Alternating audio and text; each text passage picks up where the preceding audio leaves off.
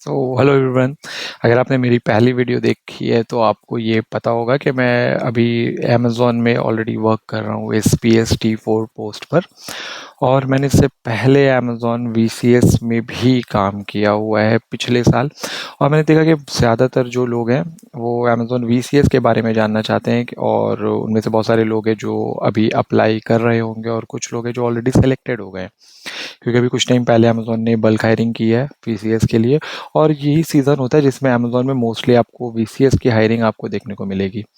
तो क्योंकि इनके बाद यहाँ पर आपको अमेज़ॉन में पीक सीज़न होता है जनरली, जो कि सितंबर अक्टूबर के टाइम पर अमेज़ॉन ग्रेट इंडियन फेस्टिवल आता है। उस टाइम के लिए ये मोस्टली हायरिंग की जाती है VCS में, और इसमें ज़्यादातर ये कॉन्ट्रैक्चुअल हायरिंग होती है। तो इससे पहले मेरा कॉन्ट्रैक्चुअल जो VCS में एक्सपीरियंस रहा है, तो उससे मैं अपने जो मेरा एक्सपीरियंस है वो मैं शेयर करना चाहूँगा, और जिससे आपकी बहुत सारे डाउट्स जो हैं वो भी क्लियर हो पाएंगे। तो फ़िलहाल के लिए एजेंडा ये है कि आज के इस वीडियो में हमारी बात होगी, वो होगी VCS की मेरी total journey from assessment to completion of the contract. और इसके बाद मैं अलग अलग सीरीज़ बनाऊंगा VCS के वीडियोस में, जो आपको आगे देखने को मिलेंगी, जिसमें बेनिफिट्स, जो कि बहुत सारे बेनिफिट्स आपको अमेज़ॉन में जॉब करते हुए मिलते हैं, उनके बारे में बात की जाएगी। और अलग अलग लीव पॉलिसीज़ और भी जो टॉपिक्स होंगी वो अगले वीडियोस में कवर की जाएगी, ताकि बहुत ज़्यादा वीडियो जो है वो लेंदी ना हो। तो स्टार्ट करते हैं फ्रॉम असेसमेंट। सो मेरी जो हायरिंग हुई थी वो 2024 मई 27 को मेरी ज्वाइनिंग डेट है 27 मई ऑफ 2024 है।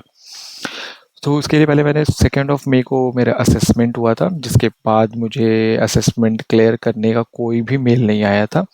और ये सारे प्रोसीजर चले मेरे 2 मई से 21 मई तक मेरे पास कोई भी कम्युनिकेशन नहीं था अमेज़ॉन की तरफ से। 21 मई को मुझे फर्स्ट मेल आती है कि मेरा जो अमेज़ॉन का असेसमेंट है वो क्लियर हो गया VCS के लिए, और मुझे नेक्स्ट डे 22 मई को मुझे इंटरव्यू के लिए एक चाइम मीट जो है वो ज्वाइन करनी है। उसके बाद से 22 मई को इंटरव्यू होता है, जो कि बहुत बेसिक होता है। सारी की सारी जो आपको एफर्ट्स देनी है ना, वो आपको असेसमेंट में ही देनी है, क्योंकि उसके स्कोर पे डिपेंड करेगा कि आपको कौन सा प्रोसेस मिलेगा, आपको कितने मंथ्स का कॉन्ट्रैक्ट, या फिर आपको परमानेंट भी किया जा सकता है। बहुत कम चांसेस होते हैं जनरली स्पीकिंग परमानेंट होने के। बहुत कम लोगों को हायर करते हैं अमेज़ॉन VCS रोल में परमानेंटली। मोस्टली कॉन्ट्रैक्ट्स होते हैं जो कि 3 महीने, 4 महीने और 5 महीने तक भी होते हैं। मेरे सीन में ये 5 महीने के लिए था। तो वो जो इंटरव्यू होता है वो डिपेंड करता है आप फ्रेशर हैं या आप एक्सपीरियंस्ड है। एज मुझे ऑलरेडी एक्सपीरियंस्ड है, मैंने टेली परफॉर्मेंस में, कॉन्सेंट्रिक्स में और भी दूसरे एमएनसीज में ऑलरेडी वर्क कर रखा था। तो मुझसे उन्होंने वर्क एक्सपीरियंस के बारे में पूछा। आप, क्योंकि ऑब्वियसली इसमें आपको कस्टमर से इंटरेक्ट करना है, तो आपने डिफ़िकल्ट कस्टमर को अगर फेस किया है तो वो किस तरह से आपने फेस किया था, जनरली इसके बारे में पूछा। और ऑब्वियसली जब आप ज्वाइन करेंगे मीट, तो आपको आपके बारे में तो आपको इंट्रो देनी है।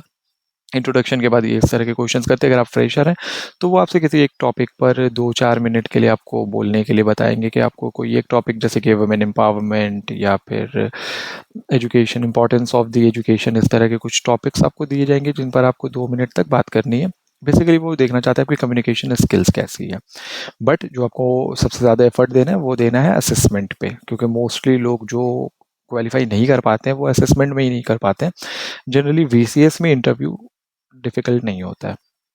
हाँ, अगर L3 और दूसरे पोस्ट की बात करें इवन SPS में, तो फिर सीन बहुत अलग है। L2 और VCS के जैसा नहीं है। तो 22 मई को इंटरव्यू होता है। देन 23 मई को मेरे पास सारे के सारे मेल्स आते हैं BGC, जो कि बैकग्राउंड वेरिफिकेशन के लिए मेल होता है। और 27 मई को मेरी ज्वाइनिंग होती है, और उसे एक दिन पहले किट, जो अमेज़ॉन आपको सारे के सारे IT किट प्रोवाइड करती है, जिसमें L2 में आपको लैपटॉप नहीं, डेस्कटॉप प्रोवाइड किया जाता है। तो आपको डेस्कटॉप और CPU और उसके साथ माउस, कीबोर्ड, ये सारी चीज़ें आपको उस टाइम पे प्रोवाइड की जाती हैं। और उसके बाद 27 मई को मेरी ज्वाइनिंग होती है, जिसमें L2 में, ये VCS जो है वो L2 है, लेवल 2 वर्क है। तो VCS में 2 हफ्ते के मेरी जो ट्रेनिंग है वो 2 हफ्ते तक चली, जिसमें मॉड्यूल्स आपको करनी होती है। आपके एक ट्रेनर होंगे और वो आपको हेल्प करेंगे, मॉड्यूल्स के बारे में एक्सप्लेन करेंगे। देन उसके बाद आपकी सर्टिफिकेशन होगी। तो 2 हफ्ते तक मेरे वो मॉड्यूल्स वाली जो ट्रेनिंग है, क्लासरूम ट्रेनिंग जिसे कहते हैं, वो 2 हफ्ते तक चलती है, जिसमें से आपको ट्रेनिंग के टाइम पे फिक्स सैटरडे और संडे ही ऑफ मिलेगा, बट बाद में वो चेंज हो जाएगा। ऑफ आपको 2 मिलेंगे, वीक ऑफ्स आपको every week 2 consecutive week offs मिलेंगे, बट वो डिपेंड करता है, वो सैटरडे संडे होना ज़रूरी नहीं है। वो बिज़नेस रिक्वायरमेंट के अकॉर्डिंग डिसाइड किया जाता है। देन उसके बाद जब मेरी जी क्लासरूम ट्रेनिंग कंप्लीट हो जाती है 27 मई को ज्वाइनिंग के 2 हफ्ते के बाद, तो फिर एक एसएमई असाइन किए जाते हैं आपको, आई मीन अलॉट किए जाते हैं एक एसएमई, जो कि आपकी हेल्प करेंगे, क्योंकि अब आपको वहाँ से कॉन्टैक्ट्स लेने हैं। और एक चीज़ मैं इसके बारे में बताना चाहूँगा, जो आप जब इंटरव्यू आपका जो डिस्कशन राउंड होता है, जिसे इंटरव्यू कहते हैं, उस टाइम पर आपको कितने मंथ्स के लिए हायर किया जा रहा है, आई मीन कितने कॉन्ट्रैक्ट आपका कितने टाइम के लिए होगा वो, और आपकी सैलरी जो है वो आपको उस टाइम पर बता दी जाती है, और आप किस प्रोसेस के लिए हायर हो रहे हैं। क्योंकि अगर आपको कस्टमर से इंटरेक्ट करना है तो चैट, कॉल और ईमेल, ये 3 मीडियम्स होते हैं। मेरे केस में ये तीनों हैं। मैं कॉल्स, चैट्स और ईमेल तीनों चीज़ों के लिए हायर हुआ था। बट जनरली किसी-किसी को सिर्फ मेल, किसी को सिर्फ चैट, किसी को सिर्फ कॉल के लिए हायर किया जाता है, और डोमेस्टिक या इंटरनेशनल ये भी डिपेंड करता है आपके असेसमेंट के स्कोर पे। तो असेसमेंट आपको सबसे अच्छे तरीके से देना है। तो मैं अपने एसएमई के साथ में, एक मेरे साथ 7 लोग और थे। आपको डिवाइड कर दिया जाएगा ट्रेनिंग बैच के बाद, आपको कुछ पार्ट्स में डिवाइड कर दिया जाएगा अलग अलग एसएमईज के अंडर में।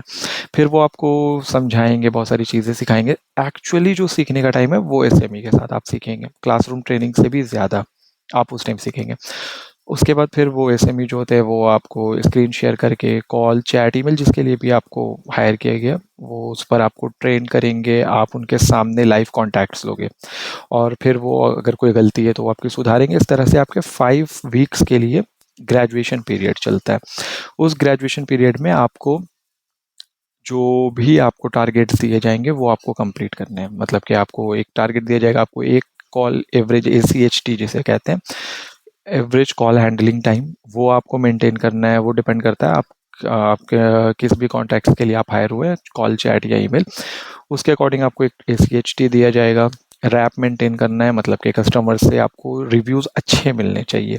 मतलब वो आपकी कॉल के बाद वो सेटिस्फाई होनी चाहिए आपकी सर्विस से, इसके आपने उनकी जो हेल्प है वो सही तरीके से की है। उस पर वो आपको यस या नो देंगे, जो कि अभी रेटिंग्स में चेंज हो गया है, 1 to 5 स्टार रेटिंग होती है। तो ये सारी चीज़ें आपको मेंटेन करनी है, और जब आप ये कंटिन्यूअसली 5 वीक्स तक आप इसको अचीव कर लेते हो तो आप ग्रेजुएट हो जाते हो। अगर कोई ग्रेजुएशन पीरियड में नहीं ये सारे मेट्रिक जो है अचीव कर पाता है वीक बाय वीक, तो उन्हें एक और मौका दिया जाता है। अब उस सेकंड चांस में आपको ये क्लियर करना ही है।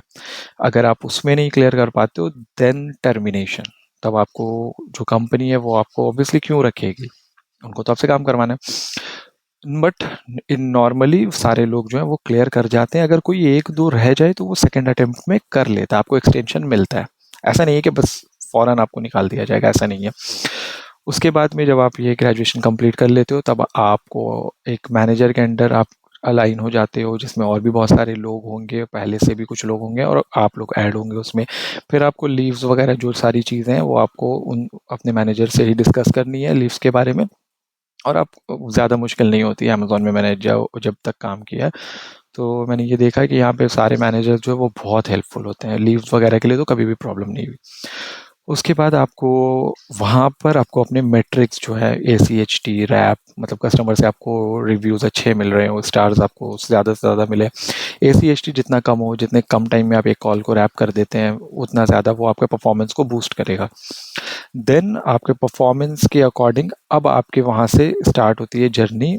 आप रिटेन होगे या नहीं होगे, आप परमानेंट होगे या नहीं होगे।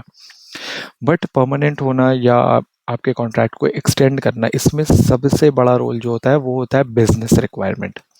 तो अगर आप हायरिंग के टाइम पर आप अपने जो भी इंटरव्यूअर हैं उनसे भी आप पूछेंगे तो वो भी आपको बताएंगे कि हाँ, परमानेंट हो सकते हो, आपको एक्सटेंशन भी मिल सकता है। बट ये डिपेंड किस पे करता है, आपके परफॉर्मेंस पे। वो बहुत इंपॉर्टेंट है। बट उससे भी इंपॉर्टेंट होता है बिजनेस रिक्वायरमेंट। अगर कंपनी को ज़रूरत ही नहीं है एम्प्लॉयज़ की, तो वो आपको क्यों रखेंगे। मतलब कि अगर आपने बहुत अच्छा परफॉर्म किया है बट बिजनेस रिक्वायरमेंट ही नहीं है, तो बहुत मुश्किल है कि आपके कॉन्ट्रैक्ट जो है वो एक्सटेंड हो या आप परमानेंट हो। तो बिजनेस रिक्वायरमेंट होनी चाहिए, बट वो आपके हाथ में नहीं है। आपके हाथ में है आपका परफॉर्मेंस। तो आपको क्या करना है, आपको अपने परफॉर्मेंस को हमेशा अच्छा रखना है। उसके बाद बिजनेस रिक्वायरमेंट बाद की बात है, वो उस टाइम पर देखी जाएगी। तो इस तरह से आप assessment, then interview, then classroom training, उसके बाद आप जाओगे ग्रेजुएशन पीरियड में एसएमई के अंडर, फिर आप ग्रेजुएट होने के बाद आप जाओगे मैनेजर के अंडर, अब आप फुल प्रोडक्शन में जा चुके होगे। और जब आप एसएमई के अंडर होगे तब आप पार्शियल प्रोडक्शन में होगे, आपको 8 आवर्स वर्क नहीं करना है, आप 3 घंटे या 2 घंटे, वो आपको एसएमई बताएंगे उस टाइम पर। ये डिपेंड करता है आप किस डिपार्टमेंट में हो। बहुत सारे अलग अलग डिपार्टमेंट्स होते हैं, वीसीएस में भी, वर्चुअल कस्टमर सपोर्ट में भी बहुत सारे डिपार्टमेंट्स होते हैं। वहाँ पे आपको 2 घंटे शुरू में काम करने पड़ सकती है, 3 घंटे तक आपको लॉक्ड इन रहना है अवेल पर, मतलब कि आपको कॉन्टैक्ट्स लेने, फिर वो आपको ट्रेनिंग देंगे। ये बढ़ता जाएगा, ये हर वीक के बाद आपको दिखेगा कि 3 घंटे आप पहले अगर काम कर रहे थे अब आप 4 घंटे करोगे, फिर 5, फिर 6, इस तरह से जब आप ग्रेजुएट होने वाले होगे तब तक आप पूरे 8 आवर्स तक कॉन्टैक्ट्स लेना शुरू कर चुके होगे। 1 घंटे तक आप ब्रेक ले सकते हो, जो कि 15 मिनट्स, फिर 15 मिनट्स, फिर 30 मिनट्स, इस तरह से 1 घंटे का ब्रेक, और 8 घंटे तक आपको काम करना है। और फिर जितने टाइम के लिए आप हायर हुए हो तब तक आपको ढंग से काम करना है, और उसके बाद अगर कंपनी को ज़रूरत होगी तो आपको ये कॉन्ट्रैक्ट को एक्सटेंड करेंगे। और अगर आपका परफॉर्मेंस बहुत अच्छा है और बिजनेस रिक्वायरमेंट भी है तो आपको परमानेंट किया जा सकता है। बट जो मेरा एक्सपीरियंस है, हमारे पूरे बैच में किसी एक भी बंदे को परमानेंट तो क्या एक्सटेंशन भी नहीं मिला था, बट उस टाइम बिजनेस रिक्वायरमेंट का ही इशू था। अदरवाइज परफॉर्मेंस मोस्टली लोगों का अच्छा ही होता है। तो आप भी अगर ढंग से काम करते हो, आप बहुत ही रिलैक्स होकर अगर काम करते हो ना, तो ये बहुत मुश्किल काम नहीं है। इस तरह से अगर आप सही तरीके से काम करते हो, परफॉर्मेंस आपकी अच्छी होती है, तो एक्सटेंशन तो मिल ही जाता है जनरली, अगर बिजनेस रिक्वायरमेंट हो, परमानेंट ना भी होते हो तो। और इसमें अगर सैलरी की बात करूँ तो 2.2 से आपको अराउंड 3 और 3.1 के अराउंड आपको सैलरी ऑफर करते हैं। अगर आप बिल्कुल फ्रेशर हो तो आप लोअर ब्रैकेट पे फॉल करोगे, अगर आपको एक्सपीरियंस है तो डिपेंड करता है कितना एक्सपीरियंस है, उसके हिसाब से आपकी सैलरी बढ़ती है। आप के पास अगर अच्छा खासा एक्सपीरियंस है तो आपको वो हाईएस्ट ब्रैकेट में रखेंगे। अब इसके अलावा बहुत सारे आपको अमेज़न में बेनिफिट्स देखने को मिलते हैं, जैसे कि आपने मील कार्ड के बारे में सुना होगा, सोडेक्सो मील कार्ड। ओटी के लिए आपको ये डबल पे करते हैं, और नाइट शिफ्ट और आफ्टरनून शिफ्ट के लिए भी अलाउंसेस होते हैं। और जो भी बेनिफिट्स हैं अमेज़न के, वो हम लोग इसके बाद वाले वीडियो में डिस्कस करेंगे। हाँ, तब तक के लिए अगर आपके पास कोई और क्वेश्चन है, कोई डाउट है आपका वीसीएस के रिगार्डिंग में, तो आप ज़रूर यहाँ कमेंट कीजिए, ताकि नेक्स्ट वीडियो में मेरी पूरी कोशिश होगी कि उसको कवर किया जाए। इसके अलावा फिर भी अगर आप चाहते हैं मुझसे डायरेक्टली भी कनेक्ट करना, तो आप कमेंट भी कर सकते हैं। साथ में इस वीडियो के डिस्क्रिप्शन में आपको मेरे इंस्टाग्राम हैंडल दिख जाएगा, आप वहाँ पे भी कनेक्ट कर सकते हैं। तो तब तक के लिए बाय बाय, मिलते हैं नेक्स्ट वीडियो में, टाटा।